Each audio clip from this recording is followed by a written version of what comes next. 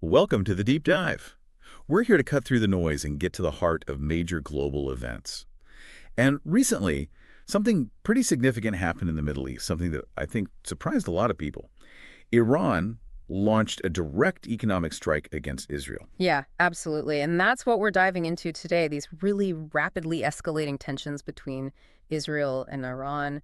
We're drawing on insights from a recent YouTube transcript, which gives a pretty candid look at how things are unfolding. Right. So our mission really is to unpack what's going on the military side, the economic fallout, and also the internal stuff happening inside Israel. We want to figure out what these shifts mean, not just for the Middle East, but for you listening, how global power might be changing, how modern conflict works. Okay, so let's get into it. Maybe we should start with that first big shockwave, the attack on the Haifa oil refinery. People are calling it an economic earthquake. Uh-huh.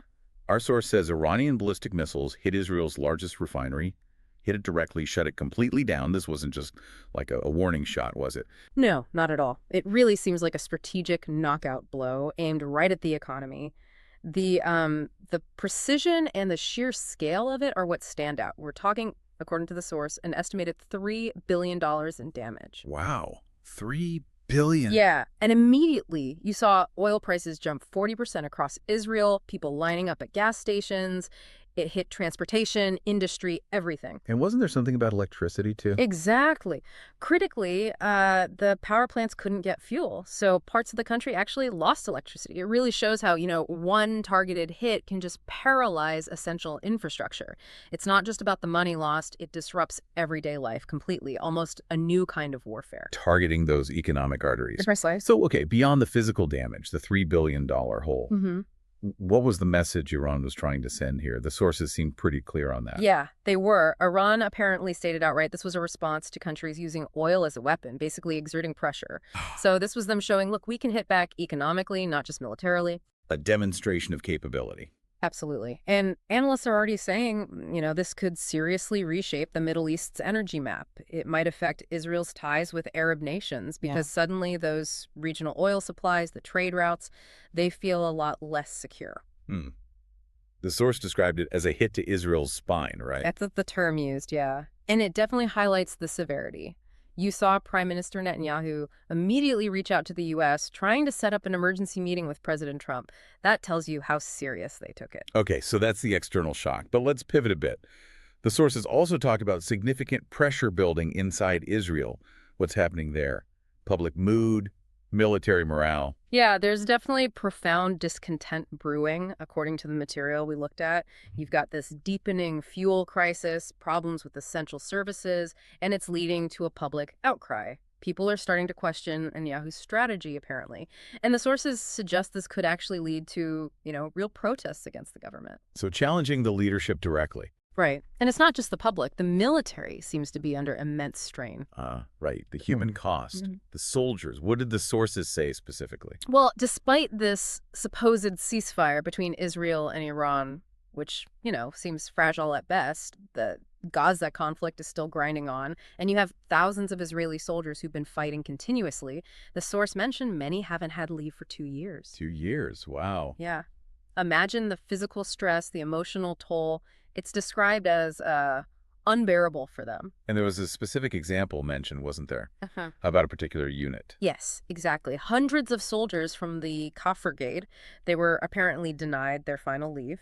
But other soldiers, non-combatants and reserves were granted leave. So these Kaf War soldiers felt it was discriminatory. Okay. They've appealed to the ITF chief, that's kind of the military's internal affairs, and they're even thinking about going to the Supreme Court. So alleging discrimination. Uh-huh. And a military lawyer representing them basically confirmed it, acknowledging they desperately need a break after, quote, unbearable stress, seeing friends killed or injured. It's heavy stuff. That really highlights a potential breaking point, doesn't it? And it connects to another issue. The sources raised manpower. Right. The IDF, the Israeli military, has apparently been facing a severe manpower shortage since October 7th.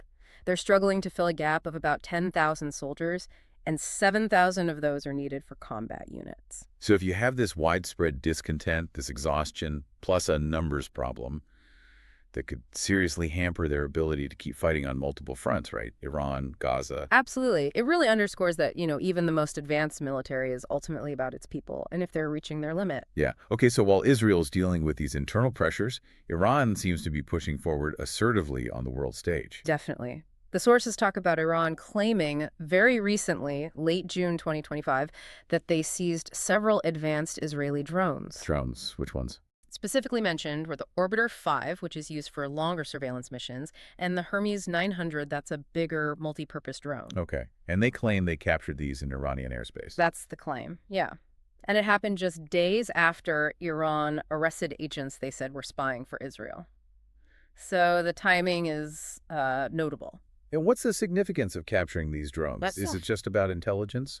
Well, that's part of it, but it's also really fueled talk about Iran's ability to reverse engineer the technology. Ah, so potentially gaining a technological edge. Potentially, yes. It implies a strategic gain beyond just stopping those specific drones. It certainly ramps up the tension another notch. And it wasn't just the drone incident, was it? There were reports about broader Iranian support for conflict. Yeah, reports cited from Press TV, and the numbers are pretty striking. Over 12,700 Iranian professors, plus 500 Iranian graduates, apparently announced publicly they intend to join the fight against Israel. 12,000 academics and graduates? That's a lot. It is, and their statements, according to the source, were quite strong, condemning threats against Khamenei, warning there'd be no safe place, and threatening endless war against the U.S. military and the Zionist regime, as they put it.